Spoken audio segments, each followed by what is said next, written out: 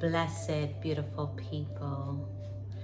Thank you so much for coming back to my channel. I pray that you guys are truly blessed and highly favored. You're either watching me on Graceful Family or on my personal platform, Kanisha Brickering.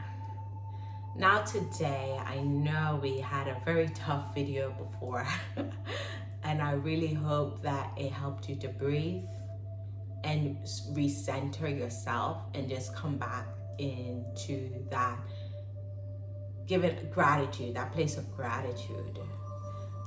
And I will encourage you, when you are getting frustrated and when you're coming out of self, always turn back in word for gratitude. So today I'm talking about the 12 areas in life that you need to have a look at. I believe that there's more areas. However,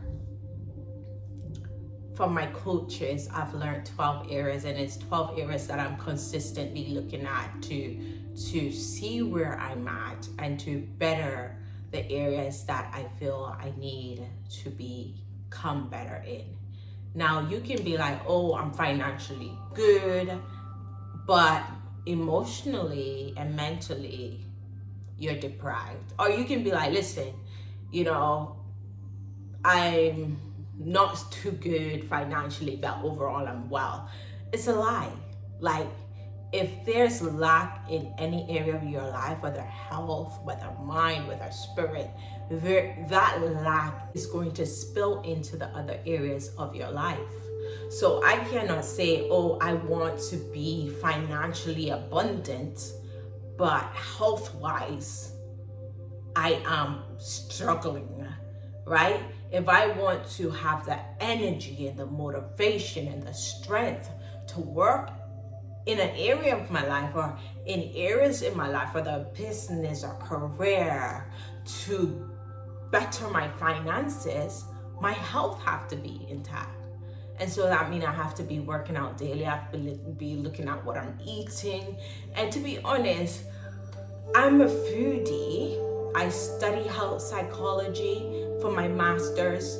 And by studying and by having mentors and coaches that really push health, it has made it something very important for me, whereas before I didn't understand health was how I ate, or health was the things that I do or activities that I did daily.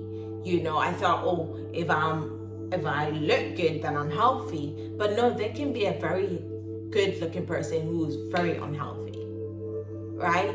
And so I'm learning and I'm implementing healthier eating, healthier lifestyles, cutting down on the meat, cutting down on the dairy, cutting down on the sweets, right? Even when I do go out to eat, because I love a day out to eat, being very conscious of what I'm choosing to eat, right? And so we're going to look at these 12 areas. And I want you to really consider these areas of your life, rate them.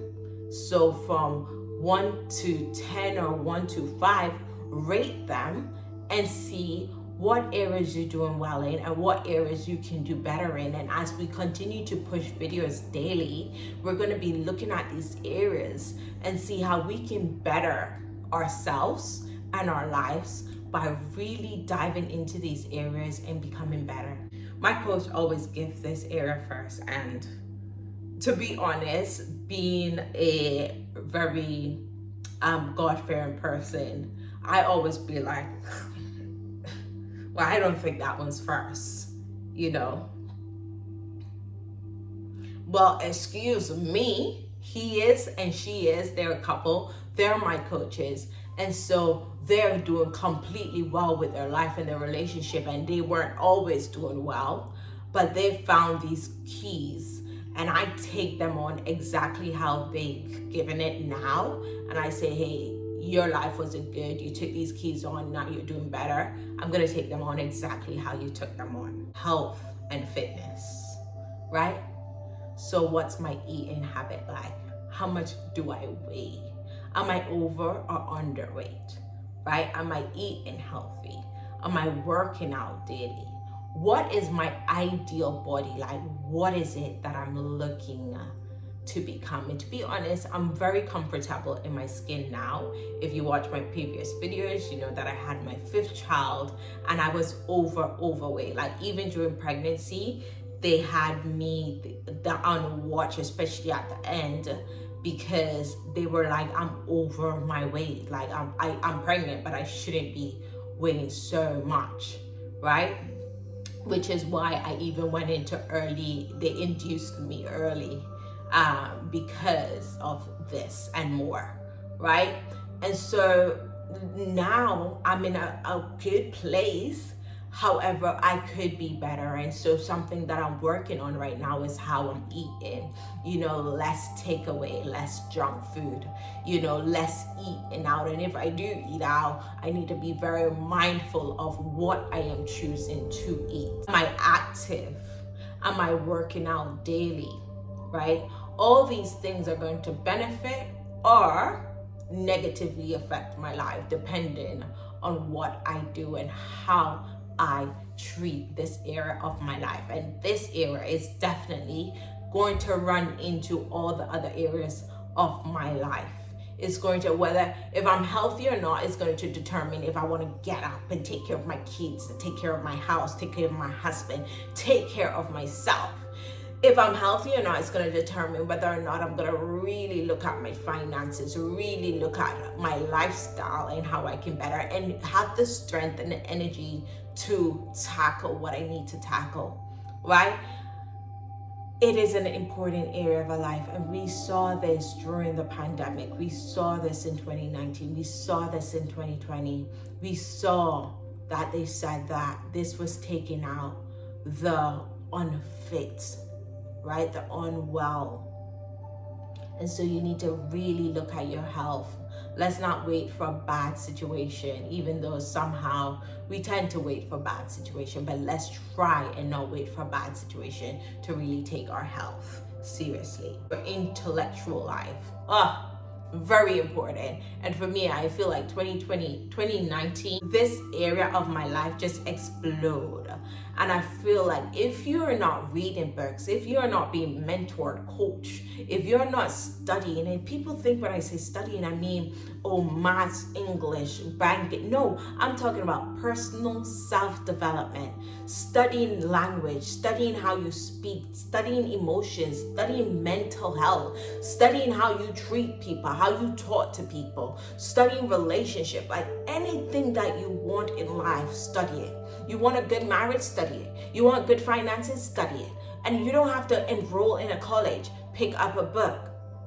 But there's so much on things online today, courses, audios, that's going to really unlock your mind to new ideas and new ventures that can really better your life. And so intellectual is, who do you see yourself to be 5, 10 years from now? Because if you're not reading, if you're not being mentored, if you're not studying, you're going to be that same person because you didn't put anything new in your mind. You weren't thinking about anything new. You weren't doing anything new. And so you're going to be the same person, right? And so I've been envisioning myself around new people that I see myself aspiring to be more like Oprah Winfrey, right? Michelle Obama. Okay, a bit of Megan Good and a bit of Stormy Wellington, right?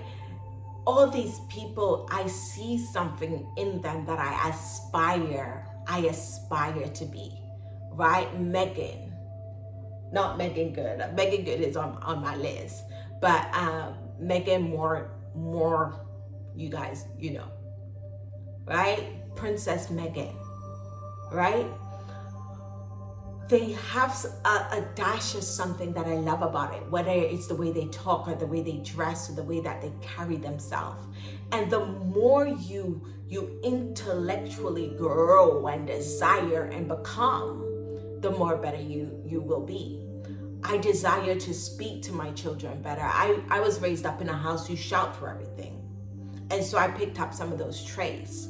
I'm desiring to speak better to my kids, to give my kids better understanding, not to just shout and act up, right? Because I don't want them to do that to my grandkids, right? And so I'm learning to be better, communicate better. I desire to be a very feminine and loving wife. And me and my husband really had to have a conversation, because if you know, I'm 10% hood rat and 15% gangster. Don't play with me, okay? And so me and my husband had to have a conversation of the size that he bring out of me, right? Because when you're in a relationship, you bring things out of each other. And I had to say, hey, I want to really be gentle and kind with you, but we have to come on a different level of listening, a different level of understanding. And I want you to be my man, right? I don't want you to be my girlfriend, right? I want you to be my man. I want to feel safe with you. I want to feel comfortable with you. I want to feel calm with you. I don't want to have to come out of character, right?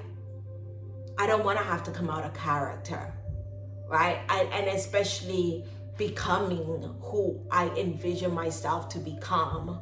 I want to be kind to my husband. I want to be submitted, but I'm not that girl who's going to submit to anything, right? I'm going to submit to my man, a good, kind, leading man. I'm not going to submit to disrespect.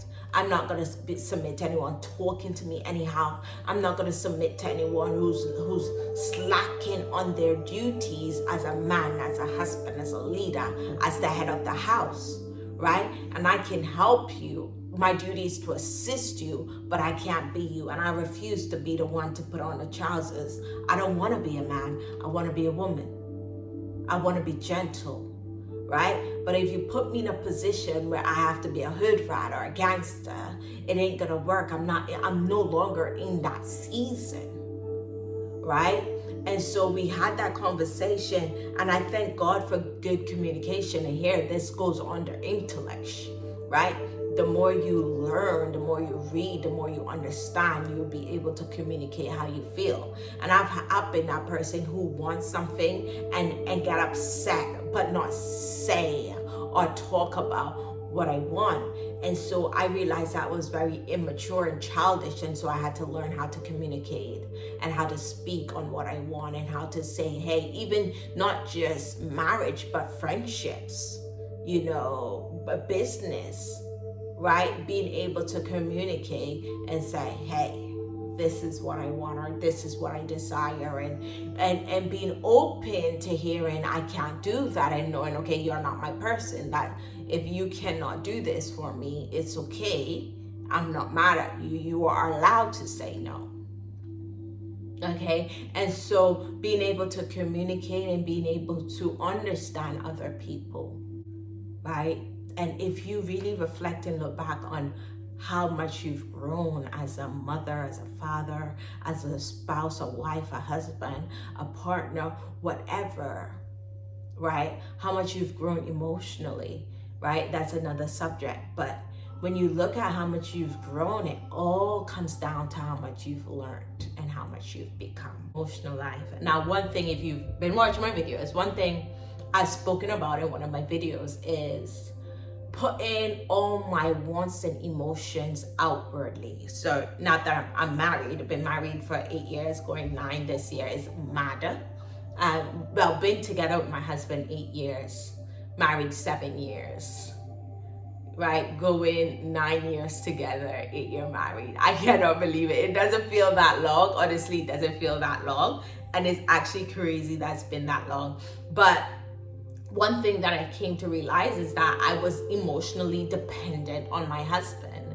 And so, everything he did will affect me emotionally, even though sometimes it really didn't have to. Like, say, for example, I wanted a hug or I wanted his time. It would affect me in such a dramatic way that for days or weeks, it would hurt. And I really had to dig deep and find out, well, where's this coming from? Realizing that, one, I didn't have my dad around. I still really haven't met my dad in person. Apparently he saw me when I was a baby. That don't count, right? But I didn't have my dad around. And so by the age of 13, I really wanted that male attention. That was very important to me. So I spent from 13 to 24 craving and chasing after male attention, right? It's only till 24 when I had my third child from my third baby daddy. You can find all this information in my book, Suicide or Life. Talking about that, I have a new book coming out called I Chose Life. It's a self-love, self-help daily devotional book where you're daily doing something for self. But I found out that I was wounded not having my dad around, and that I tried to fill that with the male figures in my life. And somehow what male or men did really affected me in such a way, and that all came from the neglect and the abandonment that I had from not having my dad around.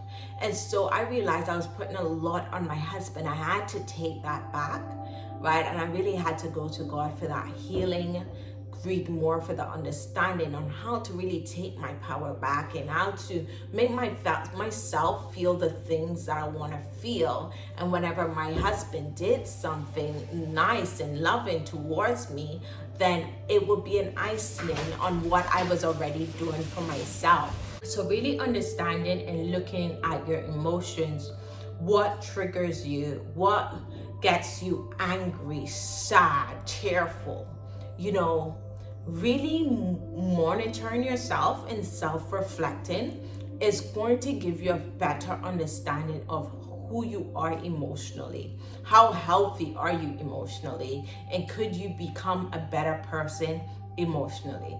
Now, you guys have to watch my recent old videos. I spoke about us our youngest being hospitalized, and for the first time seeing my husband very emotional, and it really took me back because I'm usually the emotional one, and I was thinking, this is what I do to him. Like it is so much when someone is very emotional and is uncertain or lack control of their emotions. And when they put that on you, we have our own baggage to take care of. And yes, sometimes for my husband, it was him coming out of self because he's not usually like that, but lack of sleep, worry, anxiety, because our son is in a hospital with breathing problems and lack of oxygen. It can make any man break. And so to see my husband in that light and to reflect and be like, hey, that's what I do to him, is actually a lot from me. And I don't want to continue to do this to him. So I really had to dig deep and really seek the help. And I'm all for counseling, I'm all for therapy. I tell you guys, I do it all the time. I have the number, call them up, hey, I need therapy. It's a call away. And that's how much I am in love with Ken. I need to take care of me, and you need to take care of you. Yes, baby. You going up or you coming in this video? Which one? And I didn't even just had to have that conversation with my husband about who I want to be. I had to have that conversation with some friends. I also had to come to understanding that not everyone is willing to change who they are or evolve for better. Like if I'm saying to you, hey, when you behave like that, it makes me anxious, and I'm not, there's freeze, flight, or fight. I'm usually the fight person. So when you do that, it really triggers me.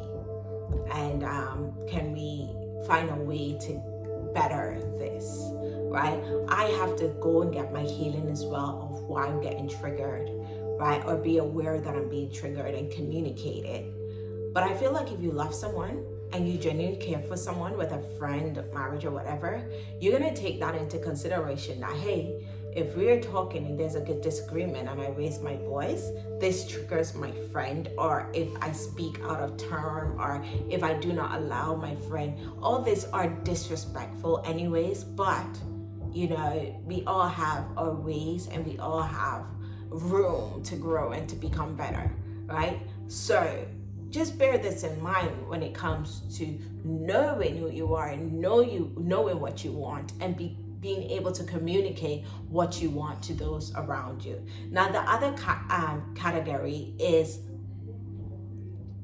character. I think you guys gonna hear me say this all the time. I love this. Character. Looking at your character. Is your morals and who you are as a person upright? Right? Is it an upright person? Is it an honest person? Is it a just person? Like, what character do you carry? Are you a thief? Are you a liar? Are you a deceiver? Like, what's your character? And listen, character can change. I mean, I remember when I gave my life to God in 2014. I was very angry. The anger was real. And any little thing will get me off. Like, any little thing will get me right off. And that was one of the things I felt like God was working on me, and it hurt. It hurt if someone did something and I wanted to act up, and the Holy Spirit was like, nope, close your mouth, be still. I will cry for days, because the way that I would protect myself is go in, curse, whatever. But God was teaching me how to be still and to stay calm in situations that were uncomfortable. Okay, so character is very important, because this is what's going to tell people who you are and what you're like. And to think that I'm the angry mad girl, like that's the angry mad girl, right? Like, what kind of character am I walking around this earth with for people to describe me as that angry mad girl? You want to be known to be the loyal or honorable, honest. I love when we had someone come around and they were like, oh, can tell me what happened, because I know you to be quite blunt and straightforward, and even though I consider myself still kind of straightforward, quite honest, I'm trying not to be very blunt and to take people's feelings and thoughts into consideration. It's a habit that I am willing to become softer in, and telling people or saying things in a way that is considerate, because not everybody's tough-skinned, right? So character is a very, very important area for us to look at who we are. And what are we showing people about us, honestly? What are we saying to people about who we are? Right? And I think character, honestly, I can't remember if this is in it. I think how you present yourself speaks a lot about who you are. Okay? You might not have to have done much, but just presented yourself. And I want to tell a story, and I want to be very careful in telling this story, but I feel like it's not the only one. But to be able to have experienced it. So I watch a lot of things online when it comes to relationship and what men thinks about women and what women thinks about men. And one of the things that kept coming up was men saying it. So they were saying, this is me watching on the internet, saying that the way a woman carry themselves determines a lot on whether they will wife that person or is just there for sex. And recently I went out with a couple of friends, and I met a group of guys, and they were having that conversation. And to witness this in real life, now for me, content creator, talks a lot, speaks a lot, to see this with my own eyes, men, I'm not involved, just listening and to hearing their thoughts and their perception on how they see and view women, right?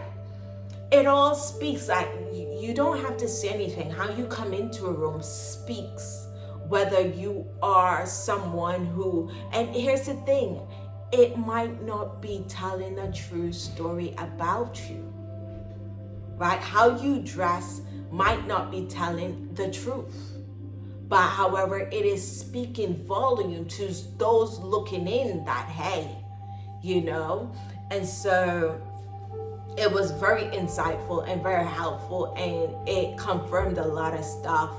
And being someone, I'm coming off topic, where I'm really like, I'm in a season in my life where I'm definitely working on my appearance, working on how I dress, and really putting in more effort in becoming that person that I see in my desire and in my vision.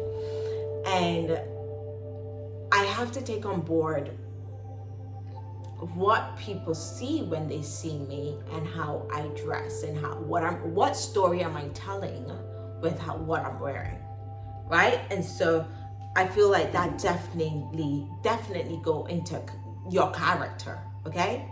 Now, 7 is spiritual life, 8 is love and relationship. So spiritual life, it just have to be so important. Meditation, prayer, reading your Bible, really becoming intimate and hearing God's voice and doing God's will and being guided by God.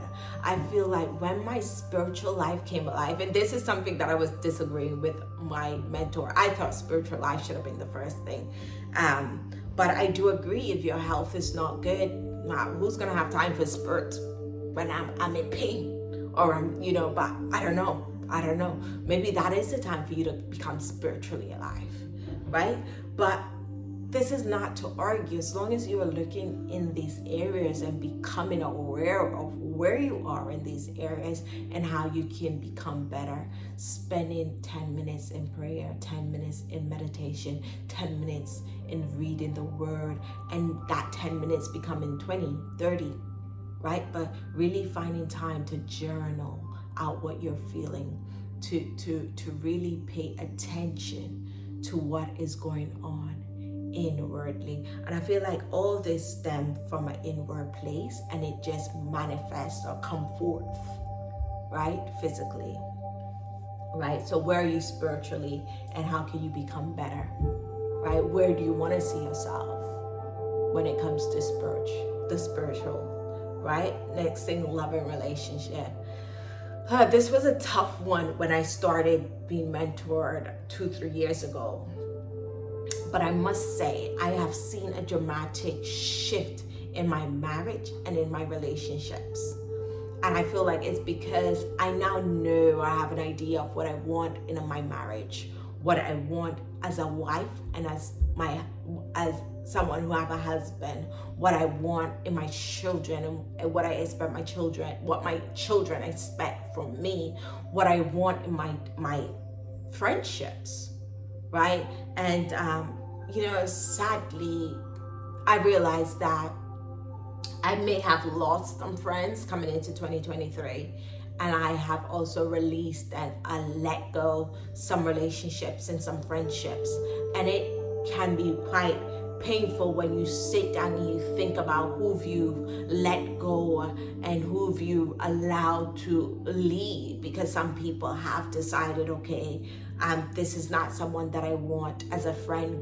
God alone knows why, right? We all have our reasons why, but I feel like these moments teach me so much. And I've come to a place, because I feel like we've got into a place where we're like, oh, if you do this, I'm gonna cut you off. And I've come to a place where I don't want to be that person anymore, or I don't want to be that person where, because that person have their flaws and their issues, I'm gonna cut them off. But what I will do, I will protect myself, and I would not allow myself to be broken or breaking down by anyone's behavior, anyone's choices, okay?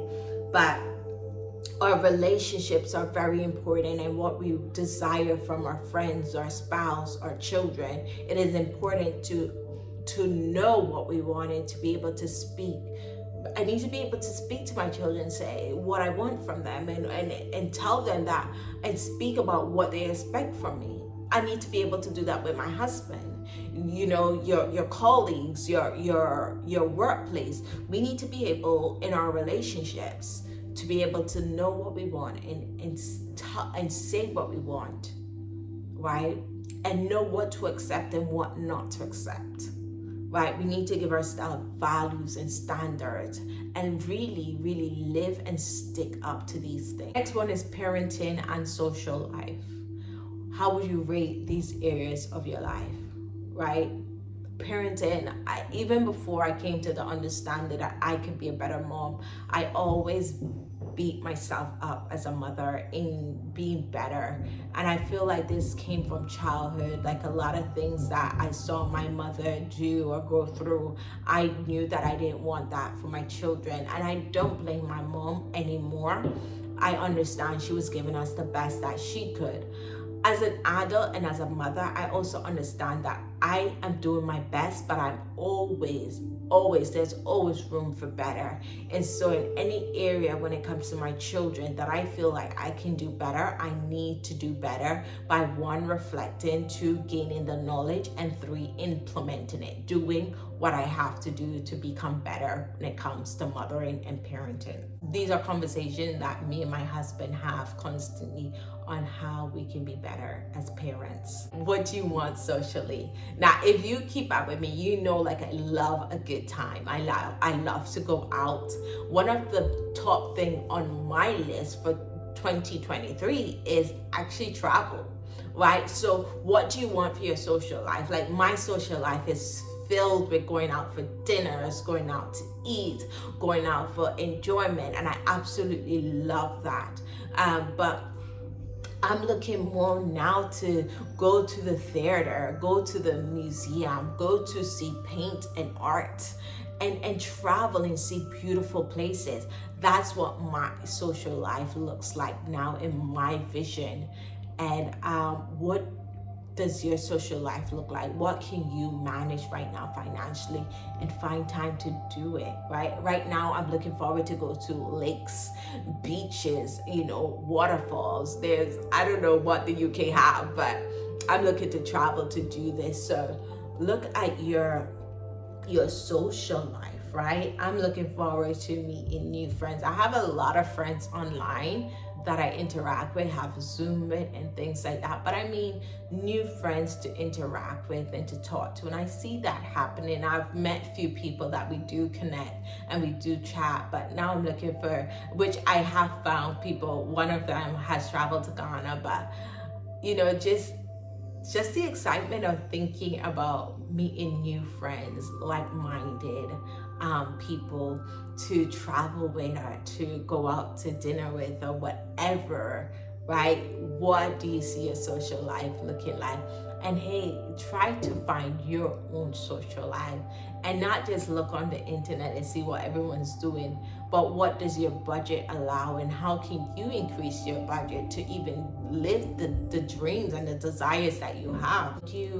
What do you envision for yourself financially and how can you get there? Not just desiring and manifesting, but what are the steps and the stages that you need to go through to get there? And what career is going to be the vehicle to get you to your financial needs and your financial desires? It's your quality of life and your life vision. What quality of life do you desire? What quality of life do you want? For example, I desire to be somewhere quite remote, a lot of tree, a lot of nature, with income coming in and not worrying to go and bust my ass at a job 9 to 5, right? But what are the steps that I need to take to get to that desire, right? That's the quality of life that I desire. What do you desire? Getting all this vision together, whether on the laptop or on your phone, wherever, and just having it to see and to plan and to get on the journey of living the life that you desire. Well done in watching this video. A lot of people have not even thought about one of these categories of their life and plan in steps how to get there. But you're on the journey doing that, and I pray that as you plan and just envision and take the necessary steps to get to the place in your life that you have written down, that you have taken the steps to work towards. I pray that all your desires come to pass.